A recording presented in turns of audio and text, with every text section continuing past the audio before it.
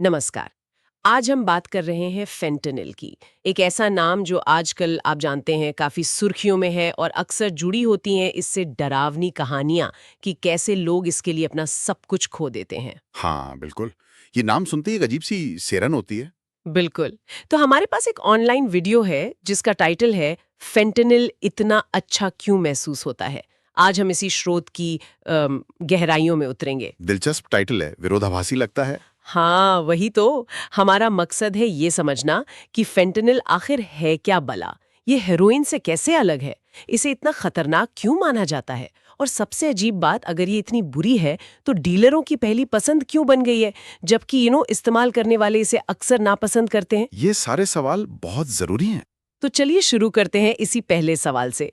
अगर ये वाकई इतनी खराब दवा है, जैसा वीडियो भी इशारा करता है, तो फिर इसके पीछे ये दीवानगी क्यों है? लोग क्यों फंस जाते हैं? देखिए, इस सवाल की जड़ तक पहुँचने के लिए ना, हमें इंसान की 2 सबसे बुनियादी ताकतों को समझना होगा। अच्छा, कौन सी? दर्द और खुशी। मतलब दर्द से बचना और खुशी पाना।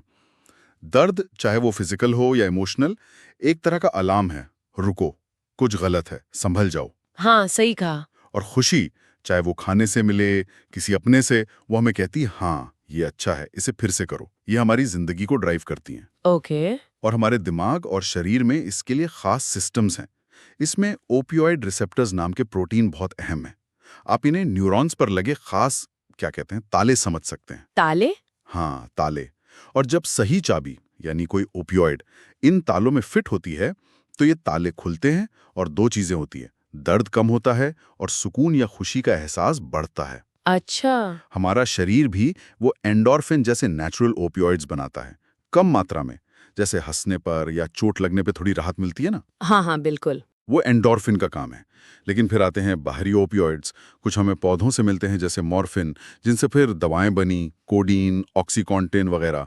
और फिर आते हैं हेरोइन और फेंटेनिल जैसे बहुत ही ज्यादा शक्तिशाली सिंथेटिक ओपियोइड्स। तो ये ओपियोइड्स एक तरह से दर्द वाले सिस्टम को शांत करके खुशी वाला बटन जोर से दबा देते हैं। अब आते हैं हेरोइन पर। वीडियो में बताया गया है कि पहली बार हेरोइन जैसा शक्तिशाली ओपियोइड लेने का अनुभव उसे खुशी का सुपरनोवा कहा गया है। हाँ, सुपरनोवा। कल्पना कीजिए, एक जबरदस्त खुशी की लहर जो पूरे शरीर में दौड़ जाए। हर दर्द, हर चिंता सब गायब। एक गहरी शांति, जैसे दुनिया की सबसे आरामदायक नींद में हो। सांसें धीमी हो जाती हैं। कुछ पलों के लिए लगता है जैसे स्वर्ग मिल गया हो। बिल्कुल। वीडियो इसे बहुत अच्छे से दिखाता है। उस पल में एक साधारण सी कॉफी भी अमृत जैसी लगती है। संगीत तो बस डिवाइन हो जाता है। लेकिन यही अनुभव, यही इंटेंसिटी इसकी सबसे बड़ी ट्रेजेडी है। ट्रेजेडी? क्यों? क्योंकि हमारा दिमाग इतनी तीव्र, इतनी अप्राकृतिक खुशी को हैंडल करने के लिए बना ही नहीं है। दिमाग का वो हिस्सा जो हमें जिंदा रहने के लिए जरूरी चीजें दोहराने को कहता है, खाना, पानी, सेक्स, वो रिवॉर्ड सेंटर पूरी तरह से हाईजैक हो जाता है। हाईजैक? हाँ, उसे लगता है कि ये हेरोइन वाला अनुभव ही जीने के लिए सबसे जरूरी चीज है। मतलब वो इसे सर्वाइवल सिग्नल समझ लेता है। बाप रे! यानी दिमाग इसे जिंदगी की सबसे जरूरी चीज मान लेता है। और मुश्किल ये है, जैसा कि स्रोत बताता है, कि वो पहली बार वाला जादुई एहसास वो फिर कभी पूरी तरह वापस नहीं आता। इंसान बस उस पहले अनुभव की परछाई के पीछे भागता रहता है ना? बिल्कुल सही कहा। और इस भागदौड़ में जीवन की जो सामान्य खुशियां हैं, दोस्तों से मिलना, अच्छा खाना, कोई हॉबी, सब फीकी, बेमतलब लगने लगती हैं। दिमाग की पूरी केमिस्ट्री ही गड़बड़ा जाती है। और ये तो सिर्फ शुरुआत है, जैसा आपने कहा। इसके बाद आता है वो लत का भयानक जाल। हाँ, और ओपियोइड्स की लत बहुत ही क्रूर होती है। आप यकीन नहीं करेंगी, सिर्फ कुछ बार इस्तेमाल करने के बाद ही दिमाग खुद को बचाने के लिए बदलना शुरू कर देता है। खुद को बचाने के लिए? हाँ, जिन न्यूरॉन्स को दवा शांत कर रही थी, दिमाग उन्हें ज्यादा सेंसिटिव और हाइपर एक्टिव बना देता है। इसे टॉलरेंस या सहनशीलता कहते हैं। मतलब अब उसी असर के लिए ज्यादा दवा चाहिए होगी। एग्जैक्टली। और अगर दवा बंद कर दी तो तब क्या होता है? तो शुरू होता है विड्रॉल, यानी वापसी का भयानक दौर, जिसे वीडियो दर्द का सुपरनोवा कहता है। मतलब जो अनुभव दवा दे रही थी, उसका ठीक उल्टा और कई गुना ज्यादा भयानक। दर्द का सुपरनोवा? हाँ, खुशी की जगह लेती है भयानक बेचैनी, घबराहट, डिप्रेशन। सुकून की जगह शरीर में असहनीय दर्द, ऐंठन, कंपकपी, पसीना, उल्टी, दस्त, नींद तो जैसे गायब ही हो जाती है। और इन सब के ऊपर होती है दवा लेने की जबरदस्त तड़प, मतलब क्रीविंग, जो दिमाग पर पूरी तरह हावी हो जाती है। ये हफ्तों तक चल सकता है। हे भगवान, तो ये खुशी पाने के लिए नहीं रह जाता फिर, ये उस भयानक दर्द और तड़प से बचने की लड़ाई बन जाती है। व्यक्ति एक तरह से अपने ही शरीर और दिमाग की कैद में फंस जाता है। बिल्कुल, आपने एकदम सही समझा। व्यक्ति अब प्लेजर के लिए नहीं, सिर्फ नॉर्मल महसूस करने के लिए, उस टॉर्चर से बचने के लिए दवा लेता है। तो अब आते हैं फेंटानिल पर। वीडियो इसे गार्बेज हेरोइन कहता है, यानी कचरा हेरोइन। हाँ, गार्बेज हेरोइन। और इसके कारण हैं, पहली बात इसकी ताकत, ये हेरोइन से करीब करीब 50 गुना ज्यादा शक्तिशाली है। 50 गुना? हाँ, लेकिन इसका मतलब ये नहीं कि ये 50 गुना ज्यादा अच्छा महसूस कराता है। असल में वीडियो के अनुसार अनुभव काफी अलग है और अक्सर कम सुखद होता है। 50 गुना शक्तिशाली पर कम सुखद? ये बात कुछ समझ नहीं आई, ये कैसे? इसकी वजह है इसका काम करने का तरीका। देखिए, फेंटेनिल दिमाग की जो सुरक्षा दीवार है ना, जिसे ब्लड ब्रेन बैरियर कहते हैं, ये वो दीवार है जो खून में मौजूद फालतू या खतरनाक चीजों को दिमाग में घुसने से रोकती है। फेंटेनिल इस दीवार को हेरोइन के मुकाबले बहुत ज्यादा तेजी से पार कर जाता है। अच्छा, तो असर एकदम फौरन होता होगा। हाँ, लगभग तुरंत। आप शून्य से सीधे एक्सट्रीम नशे की हालत में पहुंच जाते हैं। लेकिन यहां एक और पेच है। क्या? जितनी तेजी से असर चढ़ता है, उतनी ही तेजी से उतर भी जाता है, कुछ ही मिनटों में, जबकि हीरोइन का असर कई घंटे तक रह सकता है। ओह, तो मतलब बार बार लेने की जरूरत पड़ती होगी। बिल्कुल। इसे ऐसे समझे, हीरोइन की खुशी शायद एक धीमी आंच वाली आग की तरह है, जो घंटों गर्मी देती है, जबकि फेंटेनिल एक बारूद के धमाके जैसा है, जोरदार, फौरन, लेकिन पल भर में खत्म, और आपको तुरंत फिर से तलब महसूस होने लगती है। और इसका अनुभव कैसा होता है?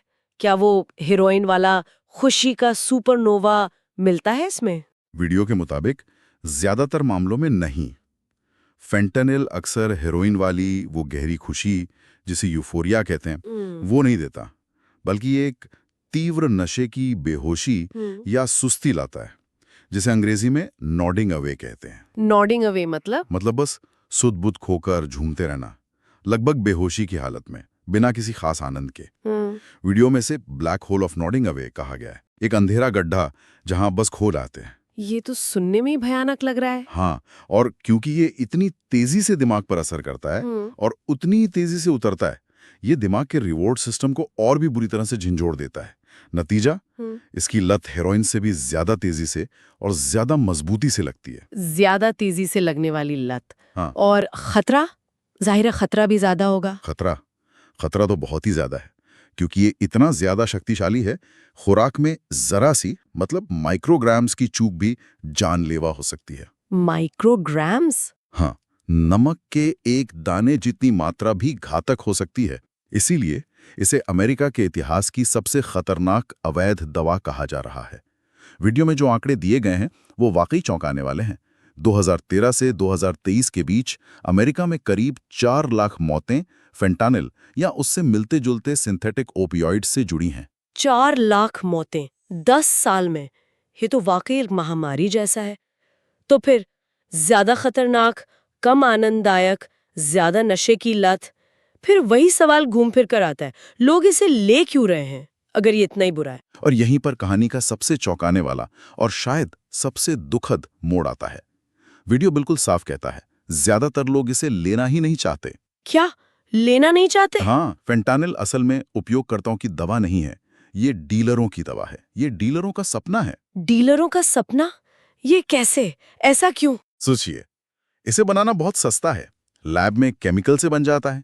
हेरोइन के लिए अफीम के पौधे उगाने पड़ते हैं, खेत चाहिए, मौसम का ध्यान रखना पड़ता है, फिर उसे प्रोसेस करना होता है और ज्यादा मात्रा में ट्रांसपोर्ट करना पड़ता है। हाँ, वो तो है। फेंटेनाइल बहुत ज्यादा कॉन्सेंट्रेटेड है। वीडियो के अनुसार एक ट्रक में इतनी फेंटेनिल आ सकती है जो पूरे अमेरिका की साल भर की जरूरत पूरी कर दे। सिर्फ एक ट्रक में? बाप रे! तो मतलब इसे छिपाना और एक जगह से दूसरी जगह ले जाना बहुत आसान है। बिल्कुल, कम लागत, आसान तस्करी और जबरदस्त शक्ति। इसका मतलब है भारी मुनाफा। तो हुआ ये कि इस सस्ते और आसानी से बनने वाले कचरा फेंटेनिल ने धीरे धीरे अवैध ड्रग्स के बाजार से हेरोइन को लगभग बाहर ही कर दिया। अच्छा, तो ये एक तरह का इकोनॉमिक टेक ओवर हो गया ड्रग्स की दुनिया में। हाँ, बिल्कुल वैसा ही। सप्लाई साइड ने डिमांड को ओवरटेक कर लिया। शुरुआत में शायद कुछ हेरोइन के आदी लोगों ने इसे अपनाया हो, या शायद उन्हें पता ही ना चला हो कि उन्हें हेरोइन की जगह क्या मिल रहा है, लेकिन बहुत जल्द ये सप्लाई पर हावी हो गया।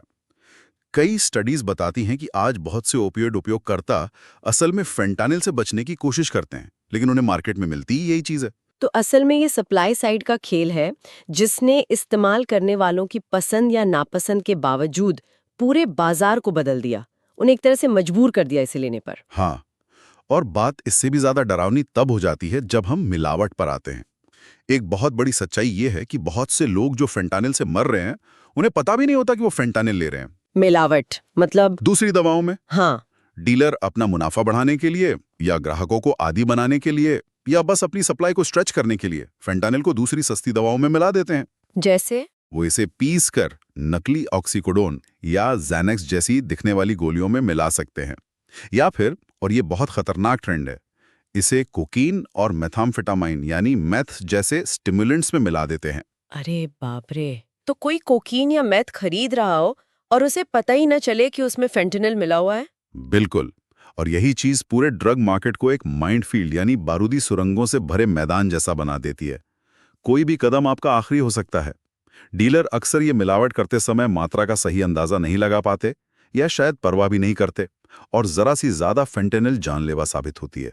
ये तो बहुत ही डरावना है। हाँ, वीडियो में कुछ आंकड़े दिए गए हैं जो रोंगटे खड़े कर देते हैं। 2023 में अमेरिका में जो करीब 11.5 करोड़ फेंटानिल युक्त गोलियां जब्त की गईं, उनमें से 70% में घातक डोज पाई गई। हाँ, और लगभग आधी फेंटानिल ओवरडोज मौतें तब हुईं जब इसे कोकीन या मेथ जैसे उत्तेजकों के साथ मिलाया गया था।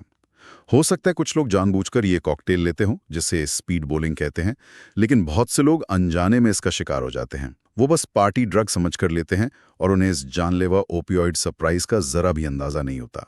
और ये उन लोगों के लिए तो और भी ज्यादा खतरनाक होगा जिन्होंने पहले कभी ओपियोइड्स नहीं लिए हैं। बिल्कुल, उनके शरीर में कोई टॉलरेंस नहीं होती, और फेंटेनिल की बहुत थोड़ी मात्रा भी उनके लिए जानलेवा हो सकती है।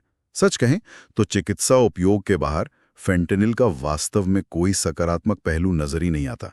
ये सिर्फ तबाही लाता है। तो इस पूरी चर्चा से जो बात साफ तौर पर निकल कर आ रही है, वो ये है कि फेंटेनिल एक सिंथेटिक ओपियोइड है जो हेरोइन से कहीं ज्यादा शक्तिशाली है, लेकिन अक्सर कम आनंददायक होता है। इसकी लत ज्यादा तेजी से लगती है, और ये बेहद खतरनाक है। हाँ, ये डीलरों के लिए सस्ता और आसान होने के कारण उनका पसंदीदा बन गया है, और इसने एक तरह से हेरोइन को बाजार से बाहर कर दिया है। और सबसे चिंताजनक, सबसे डरावनी बात यह है कि ये अक्सर दूसरी दवाओं में मिला दिया जाता है, जिससे उपयोगकर्ता अनजाने में ही मौत का शिकार बन जाते हैं। ये वाकई डीलरों का सपना और उपयोगकर्ताओं का सबसे बुरा सपना वाली स्थिति है। बिल्कुल। वीडियो का सार यही है कि किसी भी अवैध ओपियोइड का इस्तेमाल, चाहे वो हेरोइन हो या कुछ और, वो आग से खेलने जैसा है, हमेशा से था। लेकिन फेंटेनिल उस आग में पेट्रोल डालने जैसा है। ये मौत के जोखिम को कई गुना बढ़ा देता है। वो शुरुआती खुशी का सुपरनोवा अगर मिलता भी है, तो उसका अंत दर्द के सुपरनोवा और अक्सर मौत में होने का खतरा बहुत ज्यादा बढ़ जाता है। ये सब जानने के बाद एक सवाल जरूर मन में उठता है, सोचने पर मजबूर करता है। जब हम ये जानते हैं कि फेंटेनिल अक्सर बिना बताए मिला दिया जाता है, और बहुत से उपयोगकर्ता इसे जानबूझकर नहीं चुन रहे, बल्कि शायद उन्हें और कुछ मिल ही नहीं रहा, तो क्या नशे की लत और ओवरडोज के इस बढ़ते संकट को सिर्फ व्यक्ति की कमजोर इच्छा शक्ति या गलत चुनाव कहकर खारिज कर देना सही है? ये बहुत गहरा सवाल है। या फिर हमें समाज और नीति निर्धारकों के तौर पर इस समस्या की जड़ों को, यानी सप्लाई चेन की गड़बड़ियों के साथ साथ उन सामाजिक और आर्थिक कारणों को भी जो लोगों को पहली बार ड्रग्स की तरफ धकेलते हैं, उन्हें ज्यादा गहराई से देखने और समझने की जरूरत है। इस पर सोचना वाकई जरूरी है।